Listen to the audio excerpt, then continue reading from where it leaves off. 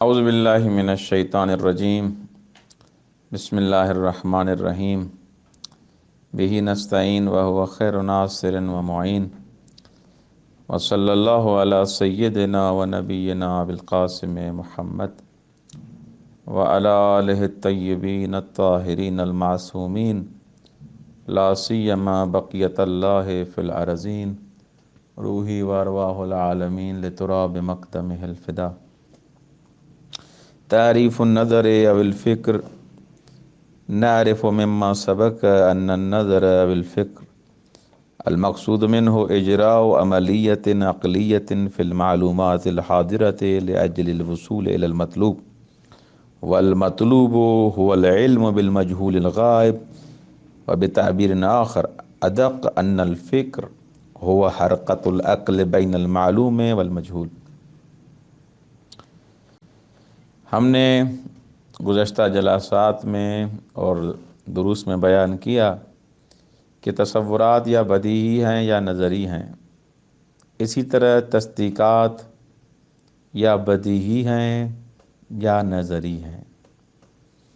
بدیہی یعنی جس میں غور و فکر کی ضرورت نہ ہو، نظری یعنی جس میں غور و فکر کی ضرورت ہو۔ اب یہاں پر سوال یہ ہے کہ یہ جو ہم بدیہی میں کہتے ہیں کہ غور و فکر کی ضرورت نہ ہو اور نظری میں غور و فکر کی ضرورت ہو، یہ جو غور و فکر کا لفظ آ رہا ہے اس کا مطلب کیا ہے، اس سے کیا مراد ہے؟ توجہ کریں کہ اس مطلب کی طرف کہ ہم جانتے ہیں کہ جو بھی ہم امور انجام دیتے ہیں، جن اشیاء کے بارے میں ہم غور و فکر کرتے ہیں، ہم غور و فکر کرتے ہیں۔ ہم غور و فکر یہ جو کرتے ہیں، جو فکر کرتے ہیں، ہم اس وقت کیا کرتے ہیں؟ یعنی در واقع سوال ایسے کرنا چاہیے، فکر کا مطلب کیا ہے؟ غور و فکر کا اصل مطلب کیا ہے؟ یہ ہے کیا چیز؟ کیا ہوتا ہے اس وقت؟ کون سا عمل انجام دیا جاتا ہے؟ وہ کون سی حالت ہے جس کو غور و فکر کہا جاتا ہے؟ اب دیکھیں، تعریف سے یہی کافی چیزیں پتہ چل رہی ہیں۔ جب بدیہی کی انسان تعریف کر رہا ہے کہ اس میں غور و فکر کی ضرورت نہیں ہے، اور نظری کی تعریف کی جا رہی ہے کہ غور و فکر کی ضرورت ہے، اس سے پہلا نقطہ جو سمجھ میں آ رہا ہے کہ غور و فکر وہاں پر ہوتا ہے جہاں پر ایک چیز روشن اور واضح نہ ہو۔ جو چیز واضح اور روشن ہوتی ہے وہاں پر کبھی بھی غور و فکر نہیں ہوتی۔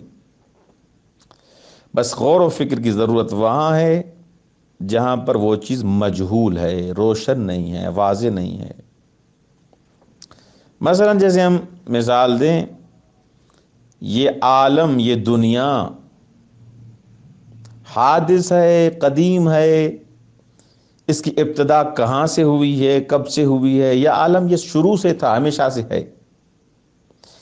اگر کہیں کہ یہ عالم ہمیشہ سے ہے، یا یہ کہیں کہ عالم کی ابتدا ہوئی ہے، یہ حادث ہے، دونوں صورتوں میں اس میں آپ کو غور و فکر کرنی پڑے گی۔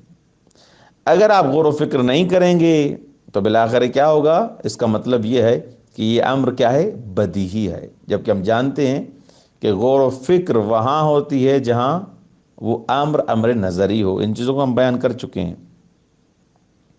بس غور و فکر ہم وہاں کرتے ہیں جہاں ایک مجہول چیز ہے، اس کو واضح کرنا ہوتا ہے۔ میں اس چیز کے بارے میں غور و فکر کر رہا ہوں، یعنی میرے لیے ابھی یہ چیز واضح نہیں ہے اور روشن نہیں ہے، صاف و شفاف نہیں ہے، اب روشن نہیں ہے، واضح نہیں ہے، اس کا مطلب یہ ہے کہ میرے لیے مجہول ہے۔ اب اس چیز کے حل کرنے کے لیے، اس کو معلوم کرنے کے لیے میں غور و فکر کرتا ہوں۔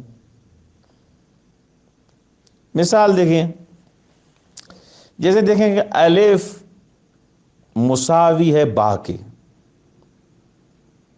یا اے مساوی ہے بی کے۔ یہ میرے لیے واضح نہیں ہو رہا کہ یہ اے با کے، بے کے، یا اے بی کے مساوی ہے، برابر ہے یا نہیں ہے۔ میرے لیے امر یہ مجہول ہے۔ اب یہاں پر میں اپنی معلومات مخزونہ کی طرف رجوع کروں گا، جو میرے ذہن میں پہلے سے معلومات ہے اس کی طرف میں رجوع کروں گا۔ جیسے مثلا میری معلومات میں ہے کہ الف برابر ہے مساوی ہے جیم کے، اور یہ بھی معلوم ہے کہ با مساوی ہے برابر ہے جیم کے، یعنی الف بھی جیم کے برابر ہے، با بھی جیم کے برابر ہے۔ یہ معلومات میرے ذہن میں ہے، ان چیزوں کو پہلے ہی جانتا ہوں کہ الف بھی جیم کے برابر ہے، با بھی جیم کے برابر ہے۔ اس معلومات کو جو میرے ذہن میں پہلے ہی مخزون ہے، اس خزانے کی طرف میں نے رجوع کیا۔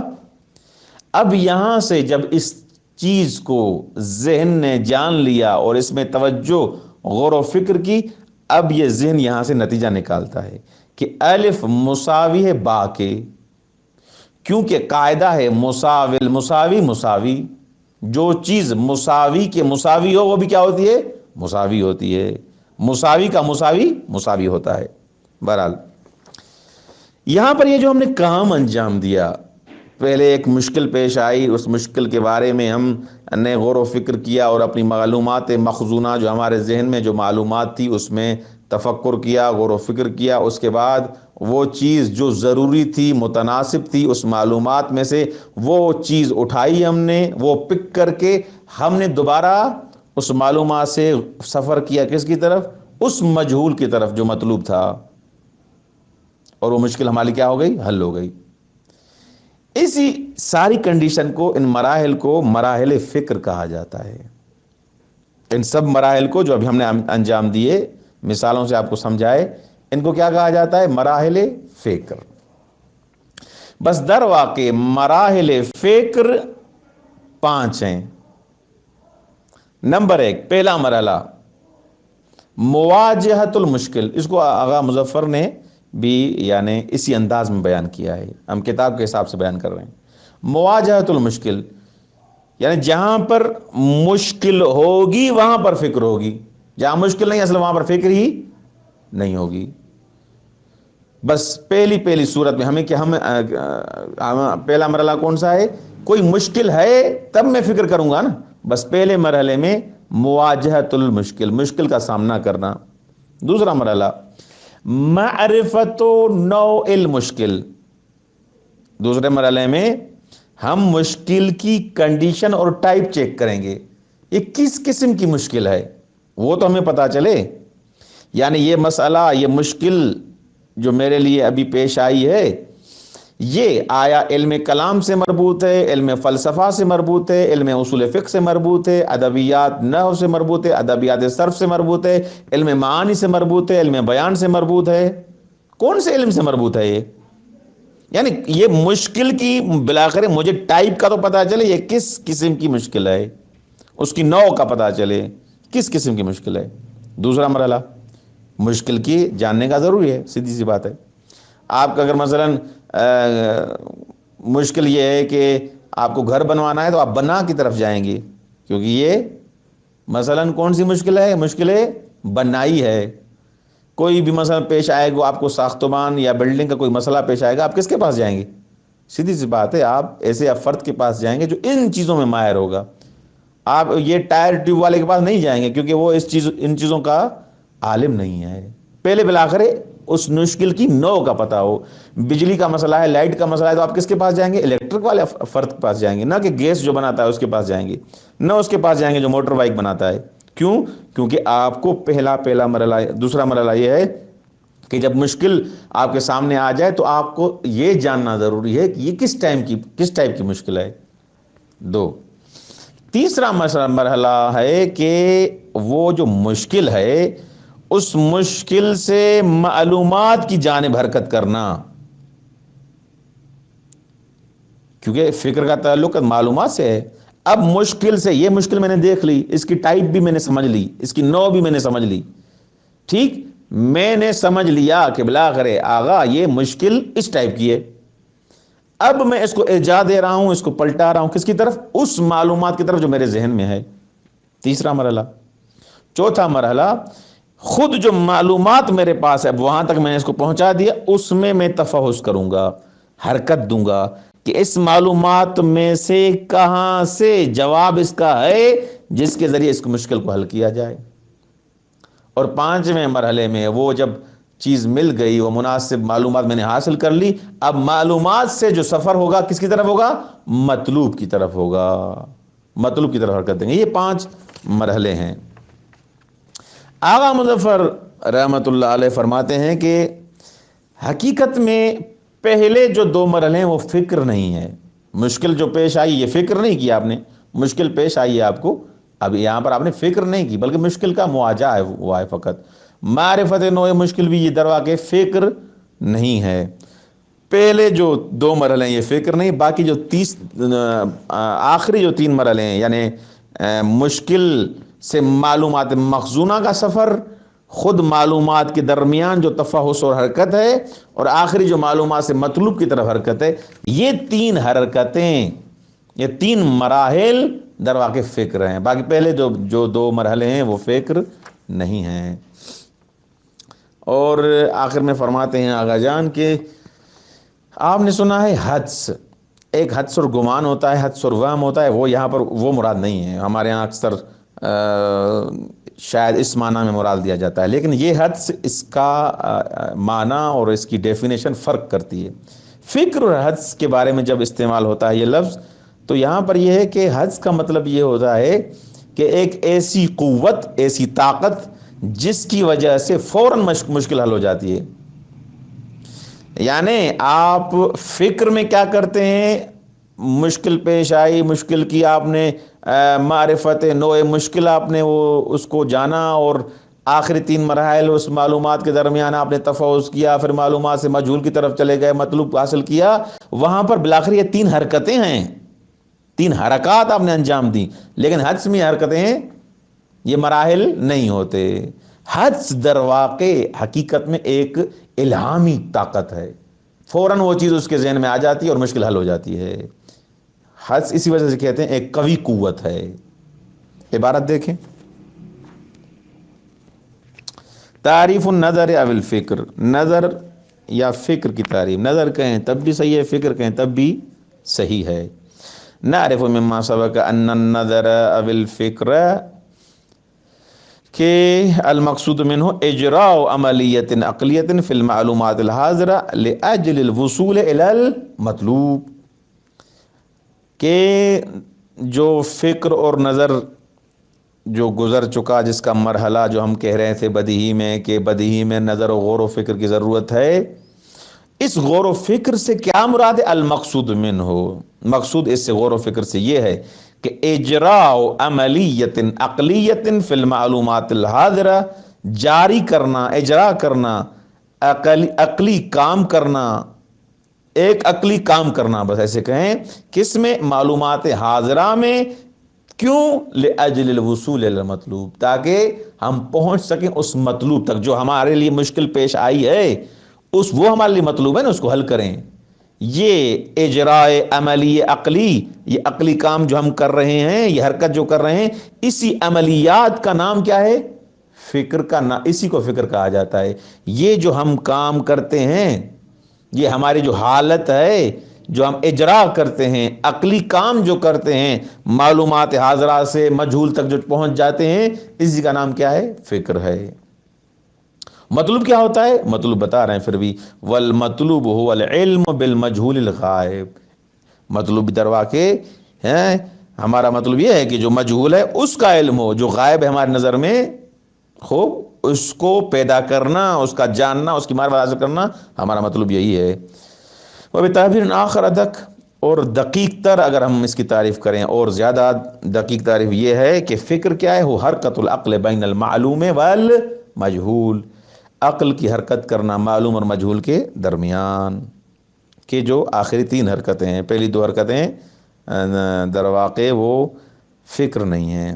تحلیل ذالک، تحلیل ذالک یعنی تحلیل کرنا، یعنی حل کرنا، حل کرنا یعنی کھولنا، خوب یعنی ایک چیز بندھی ہوئی ہو، اس کو اگر کھولیں آپ تو اس کو تحلیل کہا جاتا ہے لغت میں۔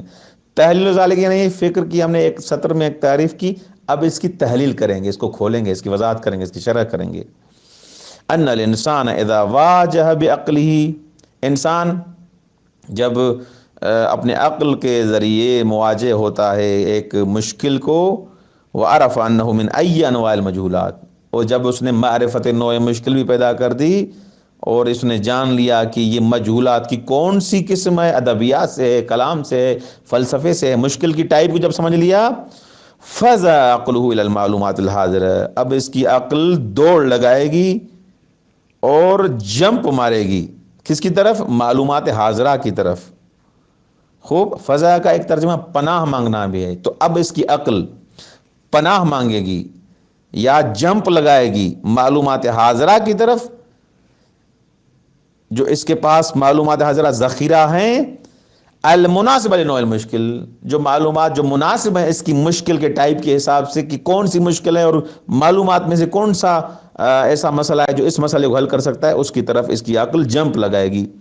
وعندئذ، جب جمپ لگائے گی اور اس کی طرف عقل جائے گی، عندئذ اس صورت میں جب معلومات مل گئی اس کو، یبحث فیہا، اب کھوج لگائے گا، خوب، ویتردد فیہا، اور یہ آگے پیچھے کرے گا اس کو، معلومات کو ادھر سے ادھر ادھر سے ادھر، سرگردان ہوگا کہ کہاں سے کہاں جائے اور کیسے معلومات کو حل کرے، بتوجیہ نظر الیہا، ویسعی الی تنظیمہا فی الذہن، اور کوشش کرے گا کہ اس معلومات کو منظم کرے ذہن میں، کیوں؟ حتی یؤلف المعلومات التی تصلح الی المشکل، تاکہ ترتیب دے سکے اس معلومات کو جو معلومات اس کی مشکل کو حل کر سکے۔ مشکل پیش آئی، مشکل کی معرفت ڈھونڈی، اس کے بعد اس سے جمپ لگائی عقل نے اس معلومات کی طرف، معلومات کے ارد گرد، پھر معلومات کے درمیان اس نے اس ٹائپ کے مسئلے کو جو اس مشکل کو حل کر سکے وہاں تک گیا، آخر میں اس نے مشکل کو حل کر دیا۔ فَإِذَا اسْتَطَاعَ ذَلِكَ وَوَجَدَ مَا يُؤَلِّفُ لِتَحْصِيلِ غَرَضِهِ تحرک عقلہ حینئذ منہا الی المطلوب، جب اس کو یہ قدرت حاصل ہو گئی اور اس نے پا لیا اس چیز کو جو مناسب چینش تھی، اس نے پا لیا کیا؟ اپنی غرض کو، تو اب کیا ہوگا؟ تحرک عقلہ حینئذ، اب اس کی عقل حرکت کرے گی، منہا الی المطلوب، اس معلومات سے مطلوب کی طرف۔ اب معلومات میں اس نے سرچنگ شروع کی، تفحص کیا، جستجو کی، وہاں سے اس چیز کو پک کیا جو اس مشکل کا جواب ہو سکتی تھی، اب الی المطلوب، اب مطلوب تک پہنچ جائے گا۔ اعنی معرفت المجہول و حل المشکل، یعنی کیا مطلوب کیا ہے؟ یعنی وہ مجہول جو اس کے پاس تھا وہ معلوم بن جائے گا، وہ مجہول جو ہے، جو مشکل ہے، اس کے لیے مشکل کیا ہو جائے گی؟ حل ہو جائے گی۔ یہ دروا کے آغا نے ایک عبارت کے حساب سے یہ پانچوں مراحل بیان کر دیے ہیں، لیکن پھر بھی آغا ایک ایک کر کے واضح انداز میں اس کو بیان کر رہے ہیں۔ فتمر علی العقل، عقل پر جو مرحلے گزرتے ہیں، بہذا التحلیل، اس تحلیل کے ساتھ جو ہم نے تحلیل بیان کی، خمسۃ اطوار، 5 دور اور مرحلے گزر رہے ہیں اس عقل پر۔ نمبر 1، مواجہۃ المشکل، جو ہم نے بیان کیا، سب سے پہلے مشکل جو پیش آتی ہے، سامنا مشکل کا، مجہول جو ہے۔ نمبر 2، مرحلۃ الثانیہ، معرفت نوع المشکل، المرحلۃ الثانیہ معرفت نوع المشکل، مشکل کس ٹائپ کی ہے اس کا جاننا ضروری ہے۔ خوب، فقط یواجہ المشکل ولا یعرف عنہ، ایسے نہ ہو کہ مثلا مشکل پیش آئے اور اس کی نوع کا اس کو پتہ نہ ہو۔ خوب، نمبر 3، حرکت العقل من المشکل الی المعلومات المخزونہ عنده، اب عقل کو حرکت دے گا مشکل سے معلومات کی طرف، جو معلومات اس کے پاس خزانہ شدہ ہے، مخزون ہے۔ نمبر 4، حرکت العقل ثانی، دوبارہ دوسرے مرحلے میں عقل کو حرکت دے گا، ہاں، جو فکر کا دوسرا مرحلہ ہے، معلومات کے درمیان، کیوں؟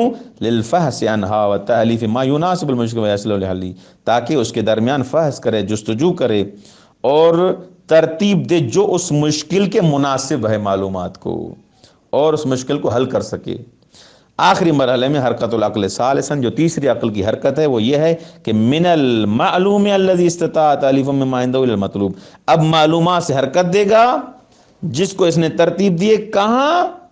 اس کے عقل کے پاس جو تھی، کہاں؟ الی المطلوب، مطلوب کی طرف۔ وهذه الادوار الثلاثه الاخيره یہ جو تین آخری مرحلے ہیں، او الحرکات الثلاث ہی الفکر او النظر، یہ تین یعنی نمبر 3، نمبر 4، نمبر 5 یہی فکر اور نظر ہیں۔ وہذا معنی حرکت العقل بین المعلوم والمجہول، یہی معنی مراد ہے کہ عقل جو حرکت کرتی ہے معلوم اور مجہول کے درمیان، اس سے کیا مراد ہے کہ یہی مراد ہے۔ یہ تین مرحلے ہی دروا کے مراد ہیں، کس کے؟ عقل جو حرکت کرتی ہے معلوم اور مجہول کے درمیان، یہی مراد ہیں۔ وَهَذِهِ الْأَدْوَارُ الْخَمْسَةُ قَدْ تَمُرُّ عَلَى الْإِنسَانِ فِي تَفْكِيرِهِ، یہ 5 جو مرحلے ہیں یہ انسان پر گزرتے ہیں، کس میں؟ اس کی جب فکر کرنا شروع کرتا ہے۔ وَهُوَ لَا يَشْعُرُ بِهَا، کبھی کبھی انسان فکر کرتا ہے لیکن اپنی فکر کی طرف متوجہ نہیں ہوتا کہ میں فکر کر رہا ہوں، فکر کی طرف توجہ نہیں ہوتا اس کا۔ فَإِنَّ الْفِكْرَ يَجْتَازُهَا غَالِبًا بِأَسْرَعِ مِنْ لَمْحِ الْبَصَرِ، ایک یہ جو فکر ہے یہ درواقع گزر جاتی ہے اتنی تیز کہ لمحِ بصر سے بھی زیادہ تیز۔ علی انہا لا یخلو منہا انسان فی اکثر تفکیراتی، اس بنا پر، اس حساب سے کہ لا یخلو من انسان فی اکثر انسان اس ادوار خمسہ سے خالی نہیں ہوتا اکثر تفکیرات میں، جو بھی فکر کرے گا آیا ان 3 اور 5 مراحل سے خالی ہو سکتا ہے؟ لا اصلاً۔ وَلِذَا قُلْنَا إِنَّ الْإِنسَانَ مَفْطُونٌ عَلَى التَّفْكِيرِ، اسی لیے ہم نے کہا کہ انسان فطرتاً فکر کرنے والا پیدا کیا گیا ہے۔ اب انسان اس کی طرف متوجہ ہے یا نہیں، یہ ھذا کلام آخر، یہ دوسری بات ہے، لیکن انسان فکر ضرور کر رہا ہے، متوجہ ہے اپنی فکر کی طرف یا متوجہ نہیں ہے، اس کو ہم بیان نہیں کر رہے۔ اچھا، اب یہ جو ہم نے خارج میں بیان کیا، یعنی مطالب جو بیان کیے ابتدائی درس میں، نعم لہو قوت الحدس یستغنی عن الحرکت الاولین، انسان کے پاس ایک اور خاص قوت بھی ہے، کچھ خاص انسانوں کے پاس یہ قوت ہوتی ہے جس کو قوت حدس کہا جاتا ہے۔ وہ قوت حدس یستغنی عن الحرکت الاولین، یہ اس قوت حدس کے ذریعے انسان مستغنی ہوتا ہے، بے نیاز ہوتا ہے پہلی عقل کی 2 حرکتوں سے۔ کون سی؟ حرکت العقل من المشکل الی المعلومات، حرکت العقل بین المعلومات، ان 2 حرکتوں سے کیا ہوتا ہے؟ بے نیاز ہوتا ہے، ضرورت نہیں پڑتی اس کو۔ فلذلک یکون صاحب الحدس القوی اسرع تلقیا للمعارف والعلوم، اس لیے کہا جاتا ہے، بلکہ ایسے ہے کہ جو صاحب حدس قوی ہے، جس کا حدس قوی ہے، وہ جلدی معارف اور علوم کو حاصل کر لیتا ہے۔ بل هو من نوع الالہام، در واقع یہ حدس الہام کی اقسام میں سے ہے۔ یہ حدس وہ جو گمان اور ہمارے ہاں جو کہا جاتا ہے وہ حدس نہیں ہے۔ وہ اول درجات ہی، یہ حدس کیا ہے؟ الہام کے پہلے درجات میں سے ہے اور ابتدائی درجات میں۔ ولذالک ایضا جعل القضاء الحدسیات، اسی لیے حدس کو قرار دیا گیا ہے بدیہیات میں سے، قضاء حدسیات کو قرار دیا گیا ہے اقسام بدیہیات میں سے۔ یعنی کیا؟ یعنی حدس درواقع قضیہ نظری ہی نہیں ہے، لأنها تحصل بحرکت واحدۃ مفاجأۃ من العلوم الى المجهول عند مواجهة المشکل، کیونکہ یہ حدسیات جو قضایا ہیں حاصل ہوتے ہیں ایک ہی حرکت سے، اچانک معلوم سے مجہول، اچانک یعنی فوراً جمپ لگا کہ اسکیل معلوم سے کس کی طرف؟ مجہول کی طرف، نہ معلومات کے خزانے کو دیکھا، نہ تفحص کیا، نہ جستجو کی، مواجہ مشکل ہوئی، مشکل سے سیدھا عقل جمپ لگائی کس کی طرف؟ مشکل کے حل کی طرف، ختم، مشکل حل بھی ہو گئی۔ من دون کسب و سعی فکری، بغیر اس کے کہ مثلا کوئی غور و فکر کرے، سعی فکری کرے، ان چیزوں کی ضرورت نہیں ہوتی۔ فلم یحتج الی معرفۃ والمشکل، یہ محتاج نہیں ہوتا جو جس کے پاس یہ قوت حدسی ہوتی ہے معرفت نوع مشکل کی طرف، یا مثلا رجوع کرے معلومات کی طرف جو اس کے پاس ہیں، یا فحص کرے یا تالیف کرے، ترتیب دے معلومات کو، جستجو کرے ان چیزوں کی طرف جس کے پاس یہ الہامی قوت یعنی حدسی قوت ہوتی ہے، محتاج نہیں ہوتا۔ وَلِأَجْلِ هَذَا قَالُوا، اسی وجہ سے جس کے پاس یہ جو انسان حد سے قوی کی جس کے پاس طاقت ہے، اس لیے کہتے ہیں کہ ان قضیۃ واحدہ قد تکون بدیہیۃ، ان قضیۃ واحدہ قد تکون بدیہیۃ، ایک ہی چیز، ایک ہی قضیہ ایک انسان کے پاس بدیہی ہے، بدیہیۃ عند شخص، نظریۃ عند شخص آخر، ایک ہی قضیہ ایک انسان کے پاس بدیہی، دوسرے کے پاس کیا؟ نظری۔ کیوں؟ اس لیے کہ لیس ذالک الا لان الاول عنده من قوت الحدس ما یستغنی به عن النظر والقسم، کیونکہ یہ نہیں ہے مگر سوائے اس کے کہ جو پہلا شخص ہے اس کے پاس قوت حدس ہے، جو بے نیاز ہے نظر اور قسم سے، اے ما یستغنی به عن الحرکتین، کیونکہ یہ انسان بے نیاز ہے بھی یعنی قوت حدس کے ذریعے، قوت الہام کے ذریعے، حرکتین پہلی دو عقل کی حرکتوں سے، دون شخص ثانی جو دوسرا شخص جس کے پاس قصبی ہے اور نظری ہے وہ اس قوت الہام کا واجد نہیں ہوتا، اس کے پاس یہ قوت نہیں ہوتی، فإنه يحتاج إلى هذه الحركات الثلاث، کیونکہ یہ محتاج ہوتا ہے ان تینوں حرکتوں کی طرف، لتحصیل معروف بعد معرفت نوع المشکل، تاکہ معلوم کو حاصل کرے مشکل کی معرفت کی ٹائپ اور نوع کے جاننے کے بعد۔ اس کے لیے ضروری ہے جس کے لیے قصبی اور نظری ہے یہ ایک ہی چیز، لیکن وہ شخص جس کے پاس قوت الہام اور قوت حدسی ہے وہ ان معلومات کے درمیان تفکر یا حرکت العقل بین المعلومات یا حرکت المعلوم الی المجہول کی طرف یہ محتاج نہیں ہوتا، پہلی دو حرکتوں کی طرف یعنی محتاج نہیں ہوتا۔ اسی وجہ سے ایک ہی چیز ہو سکتا ہے ایک شخص کے پاس بدیہی ہو، اور ایک ہی چیز ہو سکتا ہے ایک ہی چیز ہو سکتا ہے دوسرے شخص کے پاس کیا ہو، نظری ہو۔ فرق یہ ہے کہ اس کے پاس قوت حدسی ہے، اس کے پاس قوت حدسی نہیں ہے۔ یہ ہو گیا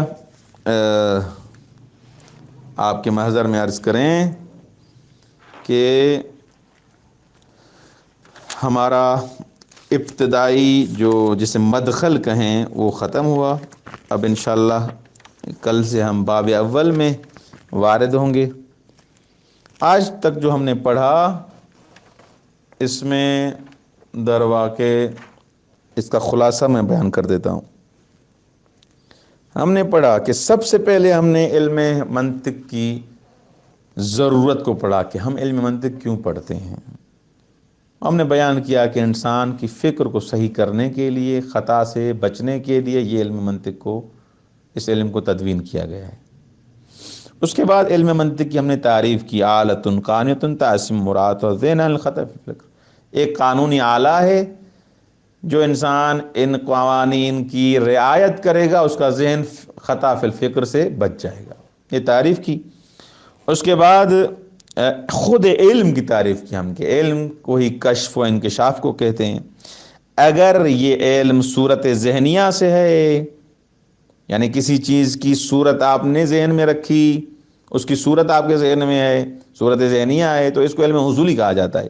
اگر صورت ذہنیہ کے بغیر ہے یہ علم تو اس کو علم حضوری کہا جاتا ہے۔ ان چیزوں کو ہم نے بیان کیا۔ پھر یہ علم حصولی اس کی تقسیم کی ہم نے تصور اور تصدیق کی طرف۔ تصور میں اگر خالی تصور ہے، اس میں حکم نہیں ہے تو اس کو تصور کہا جاتا ہے، اگر اس میں حکم بھی ہے، حکم کے ساتھ ہے، تو اس کو تصدیق کہا جاتا ہے۔ ہر دو میں سے یعنی تصور تصدیق دونوں تقسیم ہوتے ہیں، ضروری علم ضروری اور علم نظری کی طرف، اور تصدیق بھی علم ضروری علم نظری کی طرف۔ علم ضروری کی تعریف ہم نے کی کہ علم ضروری اس علم کو کہا جاتا ہے جس میں غور و فکر کی ضرورت نہیں ہے، نظری اس علم کو کہا جاتا ہے جس میں غور و فکر کی ضرورت ہے، یہ ہم نے بیان کیا۔ اس کے بعد ہم نے یہ بیان کیا ضروری کے بارے ہم نے گفتگو کی توضیح فی الضروری کے عنوان سے، کہ جب انسان یہ کہا جاتا ہے کہ ضروری ہے، اس کا مطلب یہ نہیں کہ انسان کوئی کوشش نہ کرے، بلکہ اسباب توجہ کا ہونا ضروری ہے، جو ہم نے وہاں پر تقریباً 5 بیان کیے: انتباہ، سلامت ذہن، سلامت حواس، فقدان شبہہ، عملیت غیر عقلیہ، ان چیزوں کو بیان کیا کہ انسان کے لیے علم جو ضروری ہے، بدیہی ہے، ان 5 چیزوں کا ہونا بھی ضروری ہے۔ انسان جو مریض ہے، جو مجنون ہے، جس کے حواس سالم نہیں ہے، اس کے لیے وہ بدیہی خوب کی کس کام کا، لہذا ان چیزوں کا ہونا بھی ضروری ہے۔ پھر آج ہم نے بیان کیا غور و فکر کی تعریف کی کہ حرکت العقل بین المعلوم والمجہول، اس کے بارے میں ہم نے گفتگو کی، اور انشاءاللہ کل سے مباحث الفاظ جو ابتدائی باب ہے اس کو بیان کیا جائے گا۔ اور ابحاث منطق کی جو ترتیب ہے، اس میں ایک نقطہ بیان کروں، عبارت کی تطبیق شاید ہم نہ کر پائیں، کہ علم منطق میں جو ہم مباحث کریں گے، جو بحثیں کریں گے، یا ان کا تعلق تصورات سے ہے، یا تصدیقیات سے ہے۔ اگر مجہولات تصور ہیں تو معرف کی بحث ہے، یعنی تعریف کی بحث کریں گے۔ اگر مجہولات تصدیقیات ہیں یا تصدیقات ہیں تو بحث ہم سے کس سے کریں گے؟ استدلال سے کریں گے۔ در واقع موضوع علم منطق جو عام طور پر دوسری کی کتب میں بیان کیا جاتا ہے وہ معرف اور حجت ہے۔ معرف یعنی معلومات تصوری جن کے ذریعے آپ مجہولات تصوری کو حل کرتے ہیں، اور حجت یعنی وہ معلومات تصدیقی جن کے ذریعے آپ مجہولات تصدیقی کو حل کرتے ہیں۔ در واقع موضوع یہی ہے۔ والسلام علیکم ورحمۃ اللہ وبرکاتہ۔